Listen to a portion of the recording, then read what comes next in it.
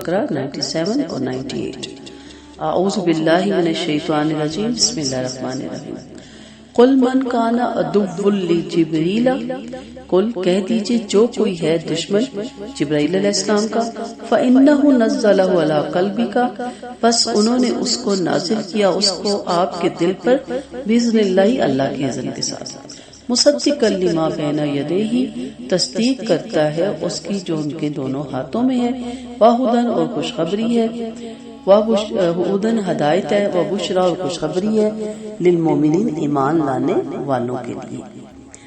من کان عدوا للہ، جو کوئی دشمن ہے اللہ کا لیے، وملائکاتہ اس کے فرشتوں کا، ورسولہ اور اس کے رسولوں کا، وجبریل اور جبرائیل علیہ السلام کا، ومیکال اور میکال علیہ السلام کا، فإن اللہ، تو بے شک اللہ تعالی، عدو دشمن ہے، للکافرین کافروں کا۔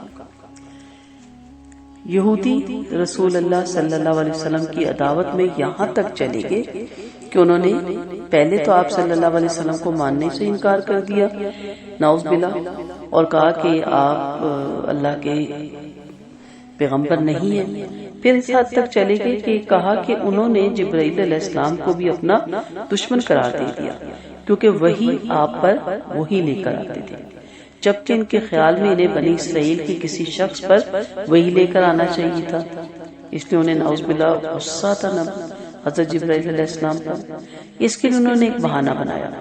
چنانچہ ابن عباس رضی اللہ عنہ نے فرمایا کہ یہودی رسول اللہ صلی اللہ علیہ وسلم کے پاس آئے اور کہنے لگے، اے ابو قاسم، ہم آپ سے چند سوال کرتے ہیں، اگر آپ نے ان کا جواب دے دیا تو ہم پہچان جائیں گے کہ آپ واقعی نبی ہیں اور آپ کے پیروکار بن جائیں گے۔ ابن عباس نے فرمایا، آپ نے ان سے عہد لیا جیسے کہ اسرائیل علیہ السلام نے اپنے بیٹوں سے لیا تھا۔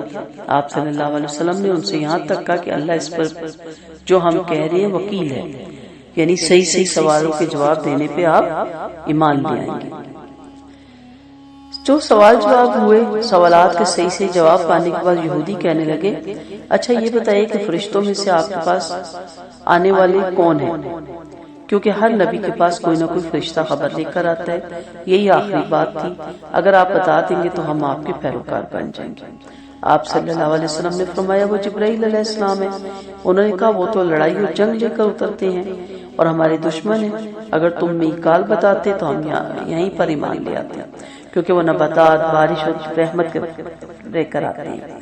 تو اللہ تعالیٰ نے یہ آیت نازل کی، قل من کان عدوا لجبریل، یعنی جبرائیل علیہ السلام تو اللہ کے حکم سے اترتے ہیں۔ جبرائیل علیہ السلام اللہ کے حکم سے نبی کریم صلی اللہ علیہ وسلم کے قلب مبارک پہ قرآن کا نزول کرنے کے لیے آئے، اس میں ان کا اپنا تو کوئی عمل دخل نہیں تھا۔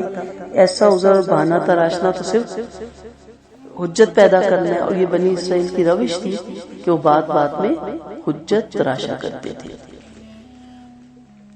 اسی طرح بخاری میں ہے کہ عبداللہ بن سلام رضی اللہ عنہ نے آپ سے 3 سوال پوچھے، آپ نے فرمایا، مجھے ابھی بھی جبرائیل علیہ السلام نے ان کے جواب بتا دیے۔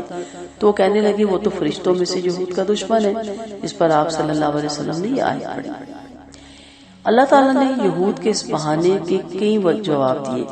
پہلا یہ کہ جبرائیل علیہ السلام کا اس میں کوئی قصور نہیں، اس نے تو اللہ تعالیٰ کے حکم سے اس نے آپ صلی اللہ علیہ وسلم کے دل پہ نازل کیا، آپ کی دعوت تو پھر اللہ تعالیٰ سے ہوئی نا۔ دوسرا یہ کہ اگر جبرائیل علیہ السلام نے تمہاری کتاب کے خلاف یا گمراہی اور عذاب والی کوئی بات کی ہوتی نعوذ باللہ، تو بے شک تم اس کی دعوت بھی رکھتے، مگر جب اس کی لائی ہوئی وہی تمہاری کتاب کی تصدیق کر رہی ہے کہ توریت یا ان کو جو دیکھا جائے عیسائیوں کا تو انجیل، دونوں جو ان سی ہے قابل تصدیق تھی اور ایمان والوں کے لیے ہدایت اور بشارت ہے، تو پھر تمہیں دشمنی رکھنے کا کیا حق ہے؟ تیسرا یہ کہ تمہارا کہنا کہ میکال سے تمہاری دوستی کیسے درست ہو سکتا ہے، جبکہ تم جبرائیل سے دشمنی رکھو، دشمن کا دوست بھی دشمن ہوتا ہے، لہٰذا تمہاری دشمنی صرف جبرائیل علیہ السلام سے نہیں بلکہ اللہ تعالیٰ اس کے فرشتوں سے، اس کے رسولوں سے اور جبرائیل اور میکال سبھی سے ہے، کیونکہ یہ سب جبرائیل کے دوست ہیں۔ یہ سن کر جب ان سب کا دشمن ہے تو ایسے کافروں کا اللہ بھی دشمن ہے، یہ سن لو، یعنی اگر آپ جبرائیل کے دشمن ہیں انہیں کہا گیا تو پھر اللہ آپ کا دشمن ہے۔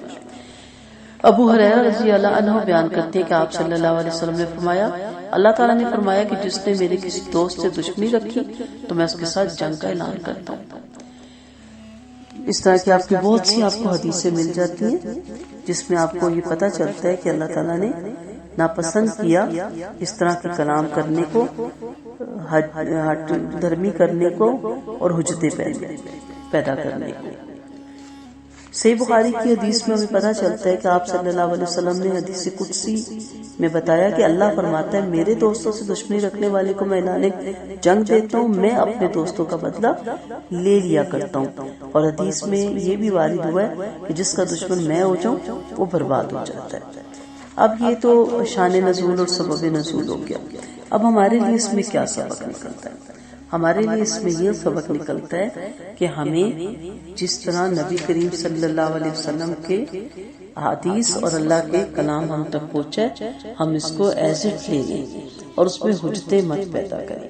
اور جب ہم حجتیں تراشنے لگتے ہیں، بہانے تراشنے لگتے ہیں، عذر تراشنے لگتے ہیں، تو پھر ہماری زندگی خراب ہونے لگ جاتی ہے۔ اللہ تعالیٰ کا فرمان ہے، حدیث قدسی ہے کہ جب تک میرا بندہ، نبی کریم صلی اللہ علیہ وسلم کا فرمان ہے کہ اللہ فرماتے ہیں کہ جب تک میرا بندہ گناہوں کی عذر نہیں تراشے گا تو اس وقت تک امن میں رہے گا۔ مفہوم سنا رہی ہوں، تباہی کی ابتدا کب ہوتی ہے؟ جب آپ گناہوں کا عذر تراشیں۔ تو یہ یہود و نصارہ کی عادت تھی کہ مسلمانوں کی نہیں ہونی چاہیے کہ آپ کو کوئی حکم ملے اور آپ اس کے مقابلے میں اپنی عقل، اپنی سمجھ کو آگے رکھیں، یا کہیں کہ یہ اس طرح نہ ہوتا، یہ آیتیں نہ اترتی، وہ آیتیں نہ اترتی، یہ حکم نہ آتا تو آسانی ہوتی، وہ حکم نہ آتا تو آسانی ہوتی، یہ والا حکم دے دیتے تو ہمارے لیے آسانی ہوتی۔ یہ جو باتیں ہم کر رہے ہوتے ہیں یہ ہم بے خیالی میں کر رہے ہوتے ہیں، اور یہ باتیں اللہ کے ہاں لکھ لی جاتی ہیں۔ اس لیے کوشش کرنی چاہیے کہ اس طرح کی کوئی بات نہ کی جائے۔ اور ہمارا تو ایمان ہے تمام پیغمبروں پہ، تمام رسولوں پہ، تمام فرشتوں پہ، تمام کتابوں پہ۔ ہم کسی ایک کا بھی انکار کرتے ہیں تو نعوذ باللہ ہم اسلام کے دائرے سے خارج ہو جاتے ہیں۔ تو اس لیے بجائے یہ کہ آپ اسلام یا نعوذ باللہ حدیث کی مخالفت میں بات کریں تو پھر سمجھ لیں کہ دوسری طرف اللہ کی ذات ہے، اللہ نے ان کو یہ چیزیں دے کے بھیجی تھی، اللہ ہی کا حکم لے کے نبی کریم صلی اللہ علیہ وسلم لوگوں میں تبلیغ کیا کرتے تھے۔ نبی کریم صلی اللہ علیہ وسلم کی حدیث کو نعوذ باللہ ریجیکٹ کرنا، ان کے احکامات کو اہمیت نہ دینا، در حقیقت اللہ کے احکامات کو اہمیت نہ دینا ہے، اور در حقیقت اللہ کو ریجیکٹ کرنا ہے۔ تو اس لیے اللہ تعالیٰ نے کہا جو مجھ سے محبت کرتا ہے وہ میرے نبی کی اطاعت کرے۔ تو نبی کی سیرت الانبیاء ضرور پڑھیں، خاص طور پہ نبی کریم صلی اللہ علیہ وسلم کی سیرت آپ کی نظر میں ہر وقت ہونی چاہیے، اور آپ صلی اللہ علیہ وسلم کی احادیثوں کو ہمیں یاد رکھنا چاہیے تاکہ ہم کسی وقت بھی کوئی کام انجانے میں، غفلت میں، لا علمی میں، لاپرواہی میں اللہ اور اس کے رسول کے احکامات کے خلاف نہ کر جائے۔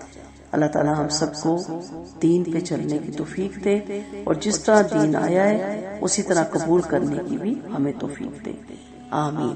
وآخر دعوانا ان الحمد للہ رب العالمین۔